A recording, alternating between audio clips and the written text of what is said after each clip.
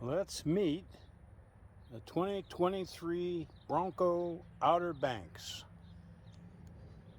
You know, old Bob had a milestone birthday, and Grandma and Grandpa and Mom and Dad got together and bought me a gift. So I gotta say, I am excited. A little late to the game, but old Bob's got a new Bronco.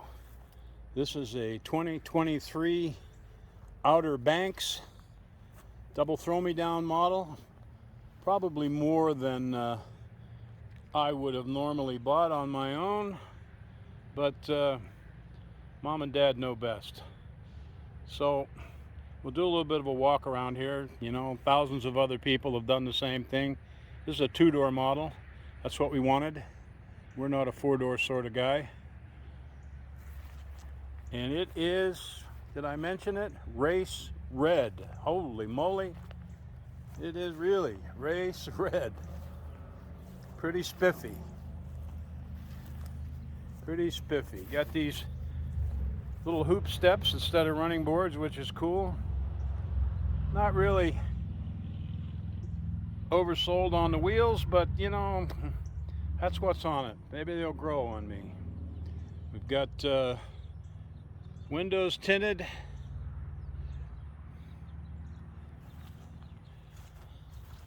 It's got looks to be Bridgestone Dueler Desert Eagle AT, some kind of tires on it, 18-inch jobbers. Good news is not a lot of highway noise. I have to say, we got this car and got in it and immediately put 1,000 miles on it, and it was an extremely enjoyable trip. And we got probably around 22.5 miles to the gallonry average, so you know, who can complain about that? It's got 2.7 liter V6 in it. It's plenty zippy, 10-speed auto, goes like stink. So we are pleased. Interior wise, we'll see if we can open the door here. It's got a sort of blue-gray interior with some red accents, cloth seats, heated seats, I might add. Got the dual zone air conditioning, all that deluxe stuff, and got the Ford tray mats front and rear. Super comfortable. Now I have to throw in here that we got this car from Murray Ford, the Murray Ford Superstore in Stark, Florida, and Mike Walsh is the go-to guy down there. If you want a smoking deal, doesn't matter if you're from Punxsutawney, Poughkeepsie, or Peoria, he'll get you a smoking deal and get you the vehicle you want. Trucks, cars, especially trucks, Mike's your man. It's not really a paid endorsement, just passing along that these people did a super nice job selling this car, super professional, and I gotta tell you, old Bob is tighter than the storm door, so we got a deal on this puppy. So if you're looking for a deal and looking for a vehicle, I'll put Mike's number and contact information in the description. Give him a holler, tell him Backyard Bob sent you.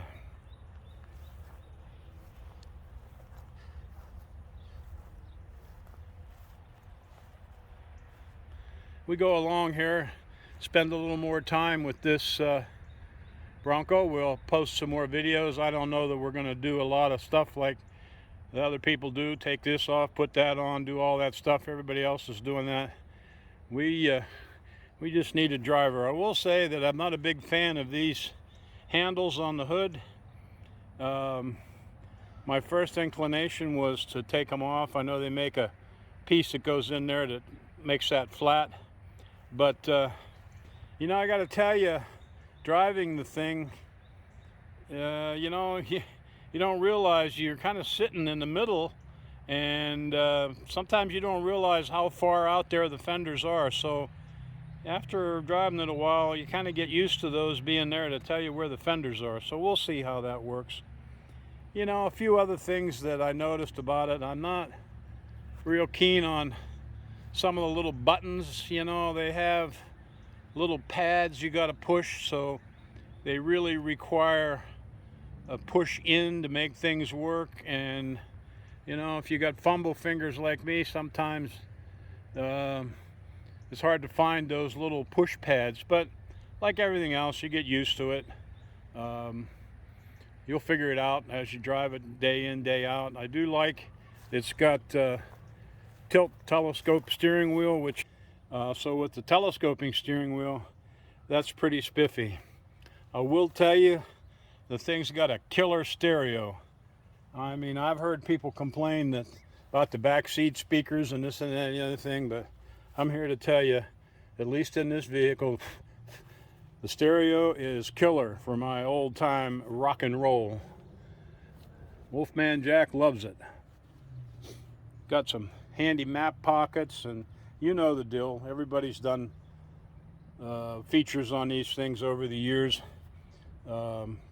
You want to see all the little spiffy things, you know, you can look around, and even I've had to look around to try to figure out how to work this and work that and do this and do that.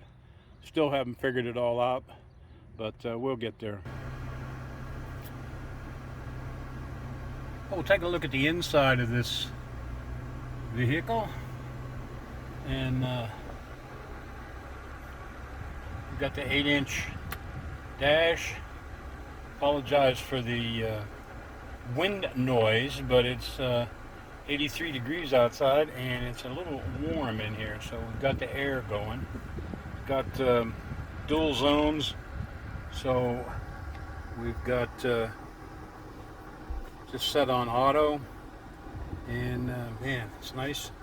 It's getting chill in here, as they say, and I kind of like the dash. It's a combination of analog. I mean, it's all digital, but you have an analog look speedometer, and then you also have the mile per hour and the RPM. And then on the right side there, you can customize what you want to see.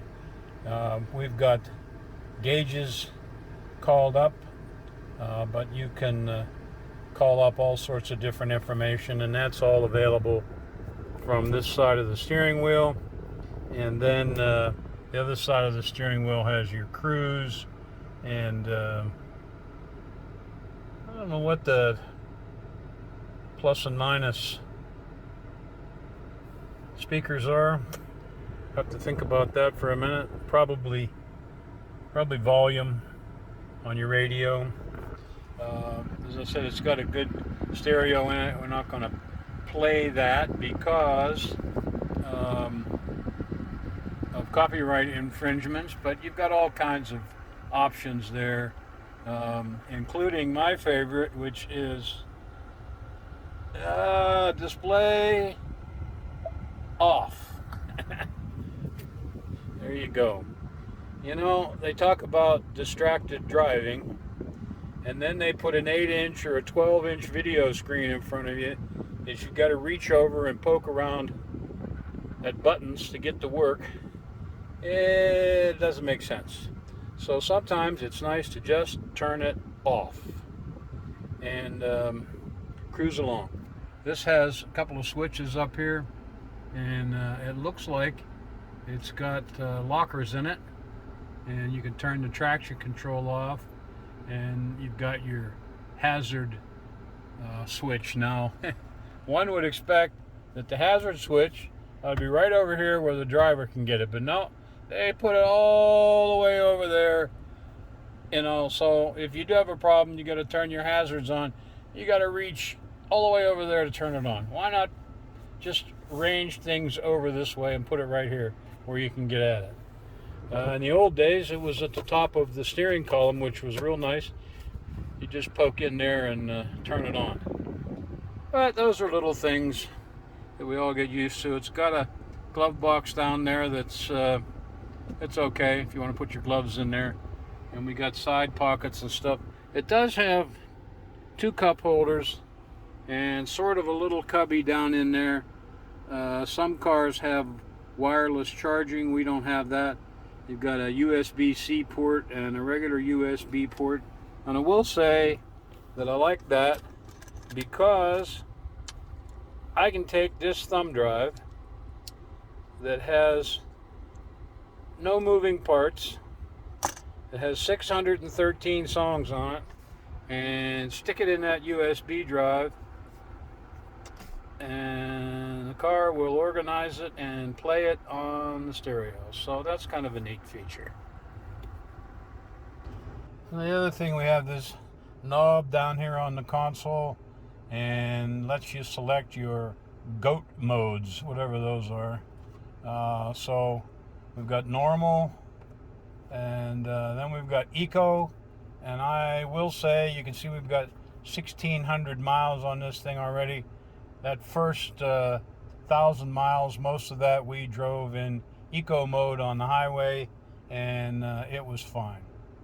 And so then we got eco, and then we've got sport, and you know, you've seen this before, slippery, up, and then now it's going into 4-wheel drive, mud and ruts, sand, and that's it. So we got no snow and ice, but we got sand and mud ruts, and slippery, I guess, covers all sins: rain, snow, sleet, hail, whatever it is. So then we go back all the way here to sport and eco, and back to normal, bronchitis mode. One trick little deal is this little mounting point in the middle of the dash.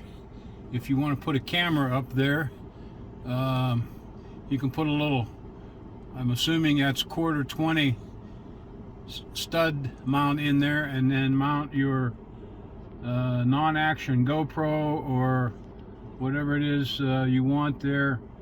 You can mount it right there. Now, some vehicles I also saw had a USB port up there, and I don't know, I can't reach that far, so I don't know if there's one in there or not.